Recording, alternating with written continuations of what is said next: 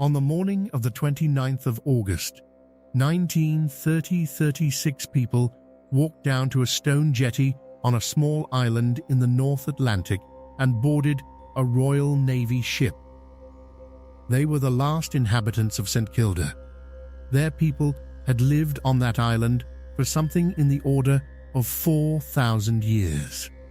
Before they left, they did something that people have been trying to explain ever since.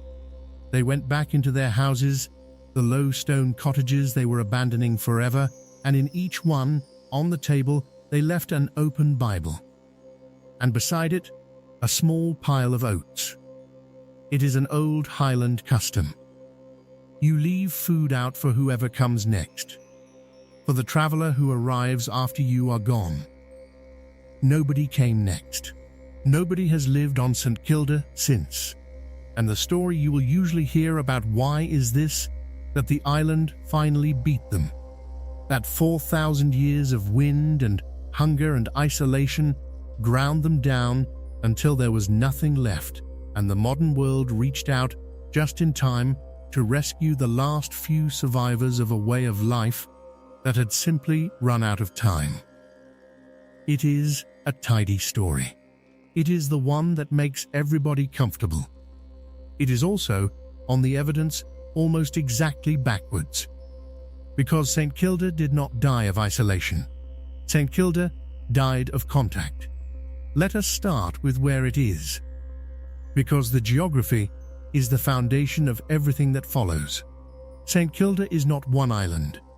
It is a small archipelago, the main island, Herta, along with Soay, Boray, and a scatter of sea stacks, lying roughly 64 kilometers, about 40 miles, west of the Outer Hebrides of Scotland. That puts it further out into the Atlantic than any other place in the British Isles where human beings have ever permanently lived. Look at it on a chart, and there is nothing to the west of it, nothing at all, until Canada. And it is not a gentle island. St. Kilda is the eroded rim of an ancient volcano, and what is left of it comes out of the sea almost vertically. The cliffs of Horsehair on Herta rise about 430 meters, roughly 1,400 feet, straight out of the water. They are the highest sea cliffs anywhere in Britain. Boray and its stacks are worse, pinnacles of black rock standing in open ocean like something drawn rather than built. There is no proper harbour. There is one bay, Village Bay, and it faces the wrong way, exposed to the southeast, and in a gale it becomes unusable. For weeks at a time in winter, no boat could land and no boat could leave. There are no trees. Not one. Remember that. It matters at the end. And on that rock, in that ocean, people lived continuously for something like 4 millennia. The population was never large. It seems never to have risen much above about 180 souls. But it was continuous. Bronze Age, Iron Age, Norse, medieval, modern, while Rome rose and fell, while the Vikings came and went, while the Scottish clans fought their wars and Britain built an empire, a few dozen people on a rock 40 miles out in the Atlantic went on doing what they had always done. Which raises the obvious question. How? The answer is birds. St. Kilda did not live on farming, or on fishing, or on trade in any serious way. It lived on seabirds, and it lived on them to a degree that has no real parallel anywhere in Europe. The archipelago holds enormous seabird colonies. Boray and its stacks are home to what is still, today, one of the largest colonies of northern gannets on Earth. There were fulmars in their tens of thousands. There were puffins in numbers that are difficult to picture now. And the St. Kildans ate them. All of them. The estimates that survive from the 18th and 19th centuries are staggering. A population of under 200 people taking many tens of thousands of birds in a single year. They ate the eggs. They used the feathers to pay their rent to the landlord. They used the oil of the fulmar for their lamps, for medicine, for waterproofing. They stuffed their bedding with down.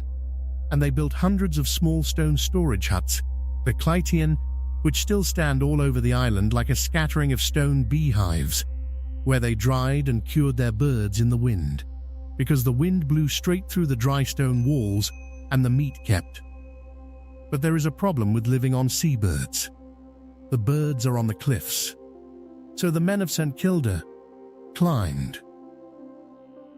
They climbed those 400-meter cliffs, the highest in Britain, on ropes they made themselves from horsehair and later from hemp. They climbed them barefoot. Because boots slip and toes grip, they lowered one another over the edge on a single line, one man taking the entire weight of another on his own body, and they went down the face of a wet vertical cliff above a boiling sea to take birds off the ledges by hand. They did this from childhood. They did it in all weathers. It was not a stunt. It was the job. It was how a family ate, and it left a mark on their bodies. Visitors to St. Kilda in the 19th century commented again and again on the same thing. The islanders' feet and ankles were different. Thicker ankles. Powerful splayed toes, strong from a lifetime of gripping rock. Some accounts describe them using their feet almost as a second pair of hands on the cliff face. 4,000 years of climbing had written itself into their anatomy, and there was a custom that tells you everything about what this society valued. When a young man of St. Kilda wanted to marry, he was taken to a place called the Mistress Stone, an overhanging rock on the cliff edge with hundreds of feet of nothing beneath it. He had to stand out on that overhang on one foot and reach forward and grip his other foot with both hands. If he could do that, he was considered fit to keep a wife, because it meant he could work the cliffs. And a man who could not work the cliffs could not feed a family on St. Kilda. That was the marriage test. Balance on an overhang above a 400-meter drop. And here is the part that tends to surprise people most. This was not a primitive society scraping by in ignorance. By any reasonable measure, it was an extraordinarily sophisticated one.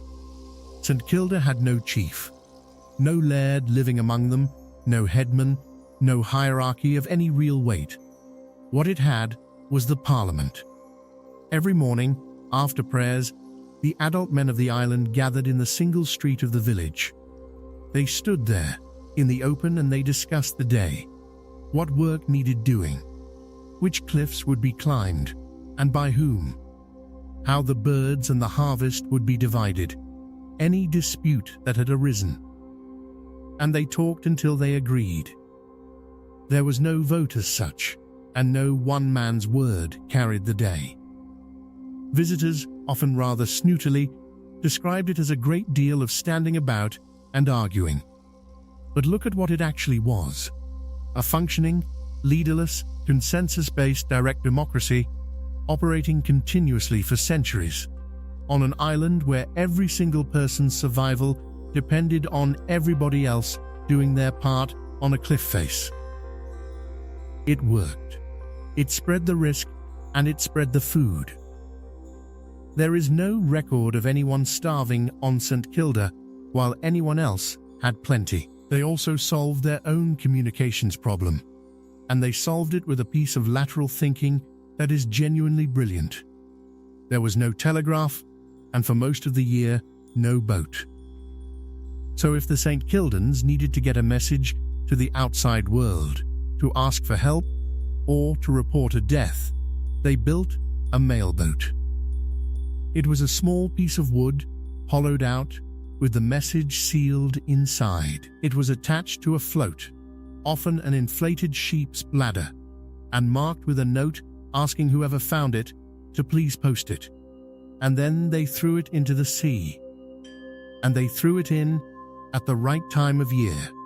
because they knew the currents and they knew the prevailing winds would carry it east. It worked. St Kilda mailboats washed up in the Outer Hebrides. They washed up on the Scottish mainland. Some of them made it all the way to Norway. A people with no telegraph, no engine, and no harbour worked out how to use the North Atlantic itself as a postal service. If places like this fascinate you as much as they fascinate me, this channel exists exactly for that. Every week we document one of the most remote, disputed, or forbidden places on Earth, with real research and verified facts.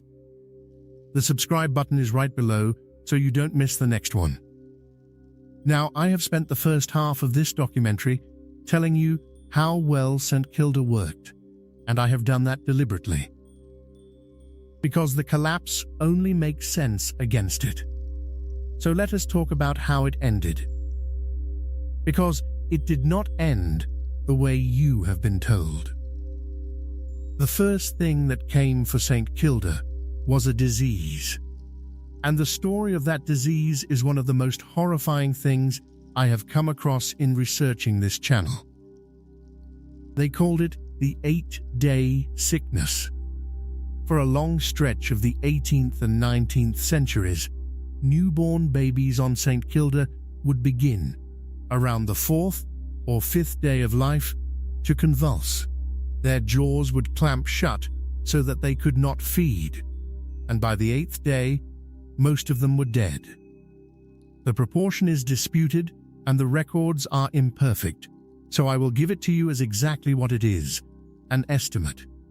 But the figures that survive suggest that in the worst decades, something approaching 8 out of every 10 babies born on St Kilda died within their first fortnight. Think about what that does to a community of under 200 people. Generation after generation of mothers burying almost every child they bore. It was neonatal tetanus. And it took until the late 19th century for anyone to work out where it was coming from. The St Kildans had a practice, passed down and universal, of dressing a newborn's umbilical stump with fulmar oil, that same seabird oil that ran their entire economy. And they stored that oil in a traditional container, the dried, cured stomach of a gannet. Somewhere in that chain, in the containers, in the soil of the byre trodden into the houses, in the whole enclosed cycle of the thing, was Clostridium tetani, the bacterium that causes tetanus, and they were applying it with enormous care and love directly into the open wound of every baby on the island. The very substance that kept St Kilda alive was killing its children. When outsiders finally identified it and the practice was changed, with trained midwifery and antiseptic, the 8-day sickness essentially stopped. But by then, the demographic damage was done. A community that small cannot lose most of its children for a century and remain viable. St Kilda entered the modern era already hollowed out from the inside. And then came the tourists. I want to be careful here, because what follows is an interpretation rather than a hard fact. And I told you at the start that this channel deals in verified things. So, this is the reading that most historians of St Kilda now take, and there is genuine debate about how much weight to put on it. But the sequence of events itself is not in dispute. From the 1830s onward, and with growing intensity through the Victorian era, steamships began bringing sightseers to St Kilda. Understand what the St Kildans were in the eyes of a Victorian tourist. They were a curiosity, a living relic, a glimpse of primitive man that a comfortable Glasgow merchant could reach in a day's sail and photograph. The steamers would anchor in Village Bay and put visitors ashore, and those visitors would walk up the street, peer into the houses, and take pictures of the islanders as though they were exhibits. And they brought money. The St Kildans who had run a subsistence economy without currency for 4,000 years, discovered that they could sell things: tweed, birds' eggs, carved trinkets. They learned to wait for the boats. They learned what the visitors would pay for, and they learned to ask. Visitors' accounts from the later 19th century begin to complain, with an extraordinary lack of self-awareness, that the St. Kildans had become grasping, that they begged, that they were no longer the noble innocents the brochure had promised. What had actually happened was much simpler and much sadder. A society that had survived for millennia by everyone doing dangerous, exhausting, cooperative work had been offered an alternative: stand still, be looked at, and be paid. And the steamers brought something else. They brought disease into a population with almost no immunity to anything. Outbreaks of influenza and other infections followed the visiting season with grim regularity. And above all, they brought information. The young men of St. Kilda now knew in detail what life was like elsewhere. They knew there were places with doctors, with shops, with work that did not involve hanging off a cliff on a horsehair rope in February. And so they left. Emigration bled the island. In 1852, a group of 36 St. Kildans, a third of the entire population, emigrated to Australia. Many of them died on the voyage of measles. The island never recovered those numbers. Then came the First World War and the final push. In 1918, the Royal Navy established a signal station on Herta to watch for German submarines. For the first time in its history, St. Kilda had a permanent link to the mainland, a regular supply boat and mail and news and outsiders living among them. The islanders got used to it. Of course they did. A German submarine, incidentally, surfaced off Village Bay in May of 1918 and shelled the island, destroying the signal station and a storehouse. Nobody was killed. It remains one of the very few occasions on which the German Navy attacked the British home islands directly, and it happened at a place most Britons could not have found on a map. And then the war ended, and in 1919 the Navy packed up and went home, and the boat stopped coming. That is the moment St. Kilda broke. Not when the island got harder, when the island went back to normal, after a taste of something else. The 1920s on St. Kilda were a slow, grinding failure. The population fell below 100. Then, below 50, there were no longer enough able-bodied men to work the cliffs properly. Cliff work requires teams, and teams require numbers. The bird harvest fell. Crops failed. The winters were bad. The community that had spread its risk so brilliantly for 4,000 years could no longer put enough hands on the rope to make the system function. And then, in January of 1930, a young woman named Mary Gillies fell seriously ill. She needed a hospital. There was no way to get her off the island in a winter storm. She was eventually taken off, and she died on the mainland. That, for the people who remained, appears to have been the end of it. In May of 1930, the 36 people still living on St. Kilda signed a petition to the British government. They did not ask for aid, they did not ask for a doctor, or a boat, or a subsidy. They asked to be taken off their own island. It is worth sitting with that sentence for a moment. After 4,000 years, the last St. Kildans wrote to a government hundreds of miles away and asked, formally and in writing, to be evacuated from the only home their people had ever had. The government agreed, and on the 29th of August, 1930, horsehair came into Village Bay. The details of that morning are what stay with you. They could not take the animals. So the working dogs of St. Kilda, the ones that had helped round the sheep on those cliffs, were taken down to the jetty, had stones tied around their necks, and were drowned in the bay by their own owners, because there was no other way, and there would be no one left to feed them. The islanders carried out their few possessions. They set their houses in order. They left the Bibles open on the tables, and the little heaps of oats beside them. And then they got on the ship, and they left. Contemporary accounts say that as horsehair pulled out of Village Bay, the St. Kildans stood at the rail and watched the island until it was gone, and that almost nobody spoke.